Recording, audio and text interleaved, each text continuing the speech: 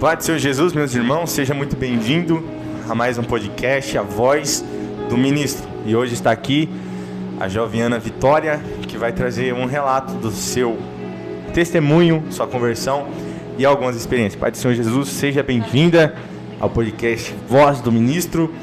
E você que já está aqui, deixe seu like, compartilhe para que mais pessoas venham ser alcançadas. E logo após, no final, você vai comentar uma frase que eu pedi aqui, que eu vou pedir para você comentar, que a Ana Vitória vai falar no final. Ela nem sabe qual que é ainda, mas vai vir algo aí. Mas é isso.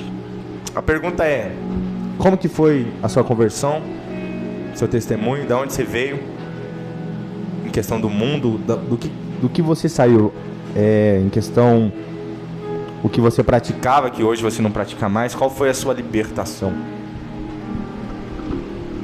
A paz do Senhor. Então, eu fui nascida, criada, fui ensinada e doutrinada na Igreja de Deus e Amor. Só que foi uma decisão minha quando eu saí. Foi uma escolha minha. Também tem aquela questão das amizades, né? Porque tem amizade que ou ela agrega na sua vida ou ela te leva para o fundo do poço. E comigo foi realmente isso que aconteceu. Eu via muito das minhas amigas saindo, bebia, fumava, e pra mim aquilo lá, nossa, era muito, muito legal. Era gente importante, vamos dizer assim, que fazia isso. E aos 13 anos de idade eu resolvi conhecer como que é lá fora. E assim eu digo que foi o maior arrependimento da minha vida.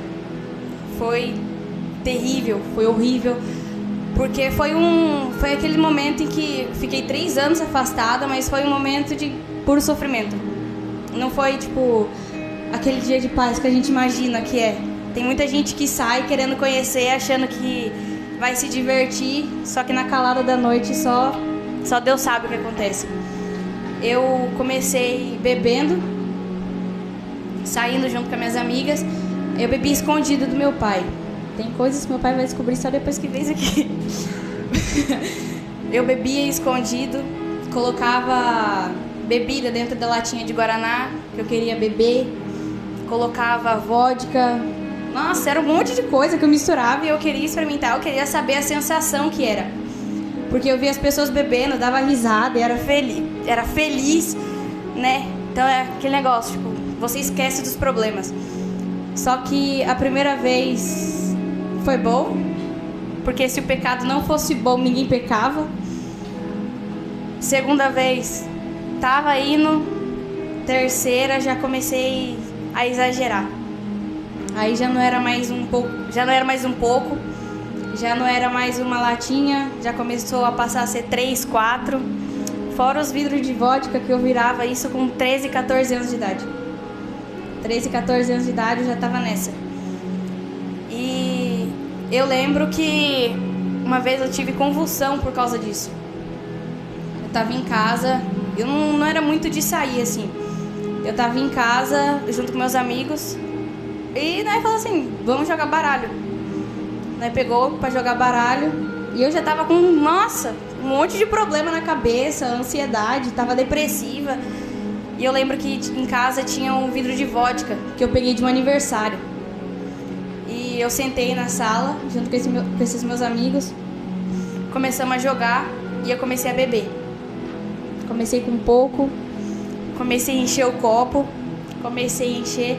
eu virei 1 litro de vodka inteiro, sozinha. Isso com 13 anos de idade. E eu lembro que pra levar embora esses meus amigos, eu fui junto com eles, só que eu ia voltar sozinha. Na rua da minha casa era uma rua sem saída, era só mato. E eu lembro que eu fui até um determinado lugar junto com eles, e na hora de voltar, eu voltei no meio da rua, trançando as pernas. E eu lembro que eu cheguei na rua de casa, eu vi meu pai, e ele começou a falar comigo, filha, pra que isso? Pra que você tá fazendo isso? Por que isso? Que você é doida sair essas horas na rua, bêbada desse jeito? E meu pai também, sempre criado, né, desde os 5 anos na IPDA, e ali firme, até hoje, graças a Deus. E aí ele fala assim, pra que isso? Olha pra onde isso tá te levando. E eu entrei pra dentro de casa, comecei a reclamar com ele. Falei, me deixa, eu faço o que eu quero, me deixa. E eu lembro que eu sentei no sofá de casa e eu comecei a convulsionar. Aquele dia eu posso dizer que foi um dia muito vergonhoso, porque meu pai precisou dar banho em mim. Foi no outro dia que eu acordei, ele começou a falar assim pra mim: olha a situação que você chegou. Olha o que aconteceu. Hoje quem olha, ninguém fala, né? Olha assim, ninguém imagina. Só que foi um momento marcante, terrível pra mim. E aí eu comecei a fazer vários, né? Amizades, tabacaria. Eu ia muito, saía da escola, cabulava a aula pra ir pra tabacaria. E aí eu comecei a fumar narguilé. Não ficava sem, era todo dia. 3, 4 vezes ao dia. Com gente ou sem gente, eu tinha que estar fumando, que senão eu passava mal. Eu passava mal, me dava dor de cabeça, me dava ânsia, eu começava a entrar em desespero. Eu entrava em pânico, me dava crise de ansiedade, acredite ou não, me dava crise de ansiedade se eu não fumasse. E aí, como eu tinha muito respeito pelo meu pai, eu chamava meus amigos em casa, mas eu ficava na rua. Meu pai, ele ia pra igreja, né? Quando ele voltava da igreja, eu tava na rua. E aí ele falava: Fia, vem aqui pra dentro de casa. Meu pai nunca foi daquele, tipo, você vai pro inferno, você vai... Não. Ele sempre... Eu lembro que ele batia na porta do meu quarto e ele falava: Fia, Jesus tá voltando. Jesus tá voltando e se você não se preparar, você vai ficar. Era a única frase que meu pai falava pra mim todo santo dia que ele me chamava pra ir pra igreja. E aí passou. Aí não sei se ele se acostumou, o que foi. Foi um choque pra mim que ele parou de falar. E aí eu comecei e falei assim: meu Deus do céu, nem meu pai tá falando mais nada. Só que à noite eu ouvi ele orar.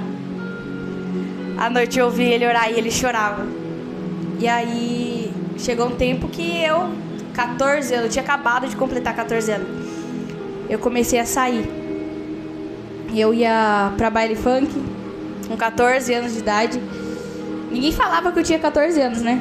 Mas eu saía, bebia, comecei a usar lança-perfume. Maconha também eu já experimentei. Nunca fui viciada em nada disso, graças a Deus. Mas assim, quando tinha, eu tava ali no meio. No narguilé ou não, eu tava ali no meio. E eu lembro que, tipo, é uma sensação horrível depois que passa. Na hora ali tá muito bom. Só que depois, como diz, a brisa passa. A hora que você coloca a cabeça no travesseiro, você fala: meu Deus, aonde que eu fui parar? E aí a depressão ficou mais forte, a ansiedade ficou mais forte. E aí começou os pensamentos de suicídio. E pra eu me livrar daquilo que eu fazia, eu saía pra beber. Eu ia pra casa das minhas amigas, eu falava: mãe, eu vou dormir aqui hoje. E minha mãe, ela deixava, né? Tava junto com as amigas, eu não saía muito de casa, ela deixava. E aí eu comecei a mãe das minhas amigas também não deixava ela sair muito. O que a gente fazia? Começou a pular janela pra poder beber. Aí, nesse meio tempo, assim, minha mãe descobriu. A mãe dessas minhas amigas também descobriu, mas, tipo, não fizeram nada. Só aquele velho conselho de mãe, né? Sim, do mundo. Vai, mas cuidado. Só. E aí eu comecei a entrar numa depressão tão terrível, mas tão terrível, que eu comecei a me cortar. Eu tenho marca pelo corpo até hoje, porque eu me cortava muito. Braço, perna. E eu escondia. Eu lembro que eu comecei a enfaixar meu braço pra ninguém ver. E eu passava a madrugada inteira chorando. Eu passava a madrugada inteira em desespero. E eu chorava e eu gritava. Eu falei assim: eu quero sair dessa. Ninguém imagina, né? A gente olha pras pessoas na rua assim, tá fumando, tá bebendo, aí fala: tá bem, vai pro inferno e não sei o que. Mas não é assim. Ninguém sabe o jeito da alma da pessoa, o jeito que tá, a forma que tá. Então o nosso problema é julgar muito. O problema do ser humano é esse: julga muito e sabe pouco. Nunca sentou pra conversar, só quer julgar, só quer tacar pedra. E comigo não era diferente. Às vezes passava o povo da igreja, falava, vai pro inferno, para com isso e não sei o quê. Só que mal sabe que quem cai ali é difícil para sair. É muito difícil você se levantar, você se reerguer sozinho. Porque eu não tinha coragem de contar pro meu pai. Porque pra mim eu ia envergonhar ele, eu ia fazer ele passar muita vergonha. E só fui me afundando. Eu saía de madrugada. Teve uma vez que eu saí, era umas 10 horas. E eu lembro que meu pai, ele chegou no corredor de casa. Eu tava junto com um amigo. Ele falou assim, onde você vai? Eu peguei e falei, pai, eu vou sair, eu já volto. Saí. Era 3 horas da manhã, minha mãe começou a mandar mensagem. E eu na rua, bebendo, fumando. Deu 3h30, minha mãe mandando mensagem. 4 horas, 5, 6, 7, 8 horas da manhã, a hora que eu fui embora. E aí eu fui pro serviço da minha mãe. Fiquei lá. Tava ruim. Tinha usado o lança-perfume. Tava ruim. Eu deitava, eu sentia o meu corpo assim tremendo. Era um negócio horrível, uma sensação horrível. E eu falei, eu vou morrer. Eu comecei a ficar com medo. Eu falei assim, meu Deus, não me deixa morrer. É nesses momentos que a gente lembra de Deus, né? Que a gente tá naquele negócio, eu tô morrendo, não quero morrer. E aí, só que Deus tinha uma promessa na minha vida. E aí eu continuei 13, 14, 15 anos de idade. Foi quando eu comecei a sossegar mais. Com 15 anos de idade eu comecei a sossegar mais. Não bebia tanto. Já tinha criado um pensamento diferente. Só que eu ainda fumava muito narguilé. Então, é aquele negócio que estraga muita gente. E aí, minha mãe conheceu um jovem lá, tá? Queria ficar comigo e não sei o quê. Só que eu era muito desencanada, então eu não ligava. E aí começou os comentários, a menina macho, sapatona, e depressão foi piorando por conta desses comentários. E eu lembro que a mãe de uma dessas minhas amigas pegou e falou assim que eu ia entregar um neto pra minha mãe cuidar. Minha família também já chegou a falar pra minha mãe. Só que, como eu cresci na igreja, pra mim o único pecado que me faria ir pro inferno é se eu me entregasse pra algum homem. Então, graças a Deus, eu sempre carreguei isso comigo. Que como nós estávamos conversando agora de pouco, o corpo não é meu. Eu não faço dele o que eu quero. Então, sobre isso eu falo, bato na tecla. E a melhor coisa que eu fiz foi me guardar para um futuro casamento. E aí, minhas amigas, 15 anos, engravidaram, tá aí, levando sua vida. Só que teve um momento que marcou demais para mim. Foi quando uma dessas minhas saídas, eu peguei e falei, meu pai tinha acabado de chegar do serviço. Eu peguei e falei pro meu pai, eu vou sair, era aniversário de um amigo nosso. Eu falei, eu vou sair, eu vou pra casa dele, que é a irmã dele. Nossa, nós duas era colado uma com a outra, eu não saía do lado. E eu falei assim, eu vou lá e mais tarde eu volto. Ele falou assim, não, você não vai, sua mãe não deixou e não sei o que, você não vai. Eu já falei com a minha mãe não fazia ideia. Minha mãe não fazia ideia que eu tava saindo. E ele pegou e falou assim, não, você não vai, por favor, não vai. Eu esperei ele virar as costas pra se trocar, eu peguei e saí do quarto. Fui.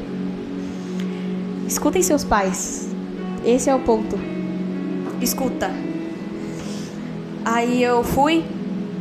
Chegando lá, começamos a beber, usar narguilé. Era na Copa. Eu lembro que falaram assim, vamos pro São Fernando. É um bairro que tem em Santa Bárbara. E lá, tipo, tava tendo jogo também. Então todo final de jogo tinha festa. E o povo falou assim, não, vamos pra lá que tá tendo festa, vamos pra lá. E aí eu peguei e falei assim, vamos. Não avisei meu pai, não avisei minha mãe, nada, que eu tava saindo. Eu peguei e fui. Chegou lá, eu dançava. Nossa, horrível. Hoje eu paro, eu olho pra trás e falo assim, que negócio horrível. É uma prisão que você não imagina. Tem gente que não imagina. E aí minha mãe começou a mandar mensagem: vem embora, vem embora, vem embora. E eu desligava o telefone, ela veio embora, eu desligava o telefone, ela mandava mensagem, eu apagava as mensagens. E aí uma hora ela ligou pra mim e falou assim: Ana, vem embora agora, eu quero você em casa agora. Foi quando eu falei assim: tá bom. Porque ela pra mim já tava enchendo o saco dela ficar falando. E eu falei: tá bom. Aí ele pegou e falou assim, ele tava bêbado, tava todo mundo bêbado. Ele pegou e falou assim pra mim: vamos, vou passar em casa, vou pegar mais umas 2 amigas nossas, eu volto, te deixo na sua casa e acabou. E foi nessa aí que eu posso dizer que Jesus me encontrou. Porque a gente foi pra casa dele, na volta eu tava sentada no meio, mexendo no celular, eu só escuto um grito: olha o carro. Na hora que falou olha o carro deu no meio. Na hora que bateu assim, eu não sei, não faço ideia de como o carro foi parar na rotatória, porque a gente tava muito longe da rotatória. Então o carro foi parar na rotatória. A moça que tava no carro, no outro carro que tava dirigindo, morreu. E aí eu entrei em choque, eu não senti o meu corpo. E eu caída no chão, eu comecei a chorar. Eu chorava, eu saí do carro, tipo, eu chorava, eu entrei em desespero. Nossa, pânico total. E chamaram a ambulância. Quando a ambulância chegou, me colocou lá dentro, o moço olhou pra mim e falou assim: vocês nasceu de novo. Era pra estar todo mundo morto na situação que o carro ficou. Era pra vocês estar todo morto. E aí, pra minha ficha ainda não tinha caído. Pra mim foi só mais um acidente. É estranho o modo que o inimigo segue a gente. Você não percebe. E aí, eu cheguei no hospital. Eu lembro que a minha mãe chegou, ela, na recepção, ela começou a gritar: eu quero minha filha, eu quero minha filha, eu quero ver minha filha, eu quero ver minha filha, eu quero ver minha filha. E eu lá do quarto eu escutava. E aí pegaram e falaram assim: não, vamos fazer raio-x pra ver se não aconteceu nada com a cabeça dela. Fui pra raio-x. E eu lembro que a minha mãe chegou perto. E eu falei assim: se ela me ver acordada, vai me bater aqui.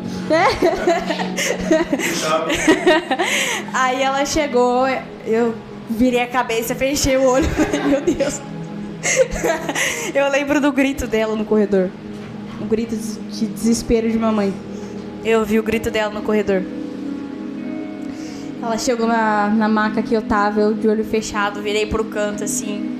E ela começou a passar a mão no meu rosto e falou: filha, pelo amor de Deus, não sei o que, começou a falar. Eu não aguentei, comecei a rir, comecei a dar risada. Aí ela já começou: por que você fez isso comigo? Por que você fez isso? E começou a xingar e começou a falar. E eu: calma, calma, pelo amor de Deus, calma. Meu pai não sabia de nada até então. Aí fui pro raio-x, não deu nada. Pra mim eu achei que ia morrer. A mulher me colocou lá no leito e eu não conseguia levantar a cabeça. Me dava uma tontura, um negócio, gosto de sangue na boca, um negócio horrível. Aí minha mãe mandou uma mensagem pro meu pai, isso era quase 4 e pouco da manhã. Meu pai tava trabalhando. Mandou uma foto minha com um negócio no pescoço, na maca. E aí meu pai conta que ele começou a entrar em pânico. Começou a entrar em desespero. E minha filha começou a entrar em desespero. Pra mim a ficha ainda não tinha caído, que eu poderia ter morrido. Aí, só que meu pai conta que na hora que ele ouviu o baque, ele tava orando onde hoje é meu quarto. É a sala, ele tava orando por mim na hora que aconteceu esse acidente.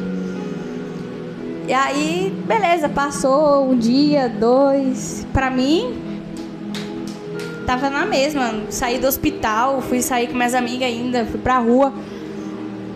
Só que quando deu uns 3, 4 dias, isso foi em setembro de 2019, eu tava em casa e eu sempre gostei desse negócio do sobrenatural, né?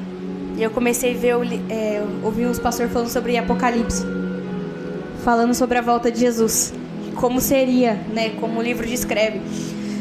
Eu entrei num pânico tão terrível. Eu falei: se Jesus voltar agora, eu vou pro inferno. Se Jesus voltar agora, eu vou pro inferno. Eu comecei a entrar em pânico. Eu falei: eu não posso ir pro inferno, eu não posso ir pro inferno. Eu comecei a entrar em desespero. Eu falei: nossa. Aí eu lembro que eu ajoelhei no meu quarto mesmo. Eu falei assim: eu quero te aceitar. Eu aceitei Jesus no meu quarto. E aí eu subi pra laje de casa. Isso era numa quinta-feira, eu subi pra laje. E aí eu olhando pra cima, pras estrelas, assim. E eu comecei a chorar muito. Muito. Porque eu comecei a lembrar da passagem da crucificação. Do sofrimento de Jesus na crucificação. Foi quando eu peguei e falei assim, não, é hoje, acabou, eu quero voltar. Sexta-feira, meu pai estava pregando, eu não tinha força para voltar. Eu queria, mas não tinha força para levantar a mão. Meu pai fez o apelo, chamou 1, 2, 3.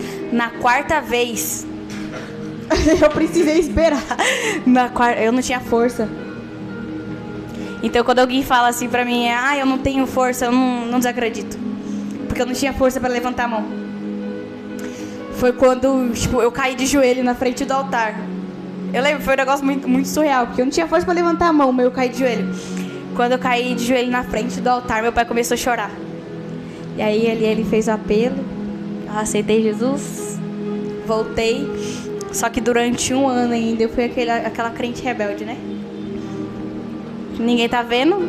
Usava ainda aquela saia curta. Daquele jeito. Falava palavrão. Até um dia que eu peguei e falei assim pra Deus: Deus, se eu tô tão errada, nem que o Senhor me faça passar vergonha. Gente, vocês falam isso, é sério. Cuidado falar isso. Cuidado com o que pede. Isso é muito real. Porque eu falei assim, nem que o Senhor me faça passar vergonha. E era um culto de domingo. Eu cantava na Mocidade, Santa Bárbara. E, às vezes hoje os pastores pegam assim, se converteu, vai. E não é assim.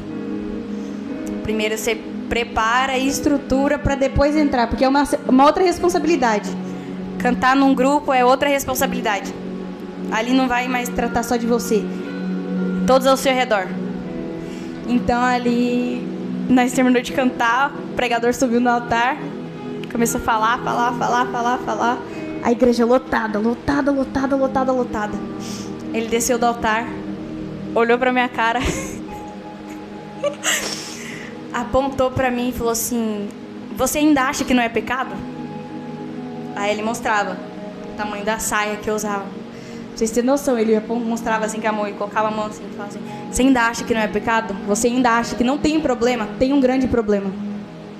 Você é serva, tem um grande problema. Deus não se agrada disso. Começou a descer a lista, né? Aí eu comecei a chorar, mas depois daquele dia também acabou. Acabou, ali foi... Deus começou a me estruturar. Eu comecei a orar mais. Eu comecei a buscar mais e a jejuar mais. Então, foi quando Deus começou a me apresentar, né, as coisas novas que Ele tinha pra mim.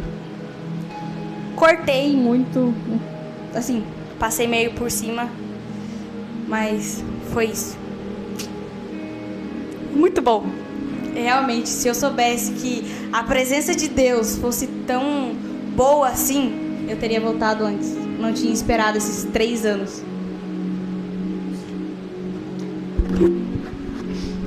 Meu Deus do céu. Nem morrendo quase não... não queria voltar. É assim mesmo. Tem muitos que às vezes nem voltam. Gente que não volta.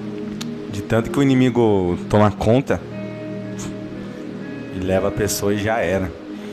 E o que muitos não sabem, isso é uma blasfêmia. Uma blasfêmia contra o Espírito Santo. A blasfêmia é você rejeitar totalmente a voz do Espírito Santo. Tem gente que quer pensar, né? Tipo, tô xingando, tô desacreditando, e não. A blasfêmia é quando você rejeita totalmente o Espírito Santo. Ali você não tem mais temor, você não tem mais vontade, você não... Pode falar o que for, a pessoa fica, né, desacredita do poder de Deus, acredita de tudo. Isso é a blasfêmia contra o Espírito Santo. Tem muita gente que, mesmo Deus falando, mostrando, revelando, dando sinal, a pessoa não quer de jeito nenhum.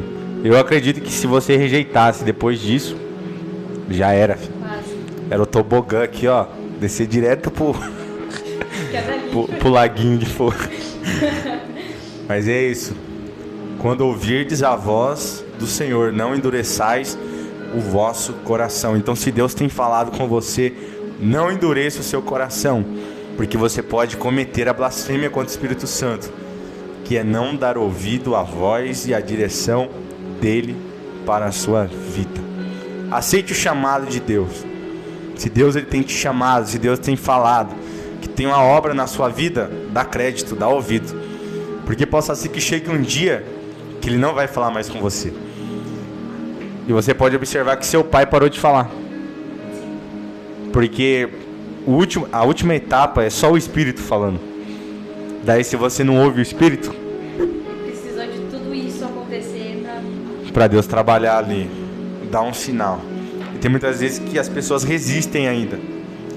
Aí é o momento que acabou, já era. Então, se você tem oportunidade ainda, porque Satanás não tem mais oportunidade. O que ele quer é que você acredite é que não há mais chance para você, não há mais perdão para aquilo que você cometeu. Só que é mentira dele. Se você acreditar na mentira dele, aí realmente não vai ter mais oportunidade. Mas tenha consciência, o inimigo é enganador. O inimigo vem para dizer que a gente não tem mais esperança. Só que sempre há esperança enquanto você tiver vida. Mas muito tremendo. O mais interessante é que com 13 anos virou uma garrafa inteira. Meu Deus do céu.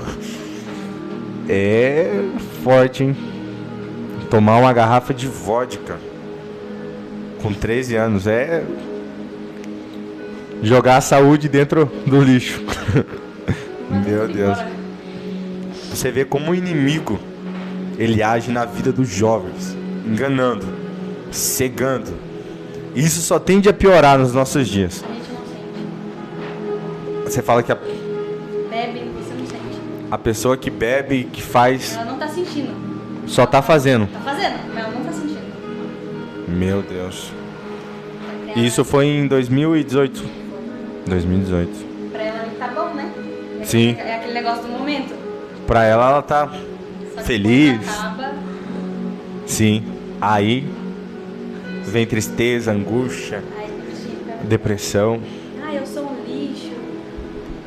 Eu sou um lixo e não tem jeito, é que nem você falou, não tem mais jeito pra mim. Deus não me ama, Deus não me ouve. E é mentira. Muita mentira.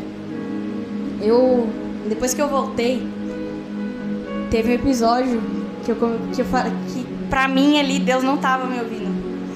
Porque eu tava em depressão ainda. Eu orava toda noite e eu falei assim, Deus, eu tô me sentindo sozinha. Deus, eu tô me sentindo sozinha.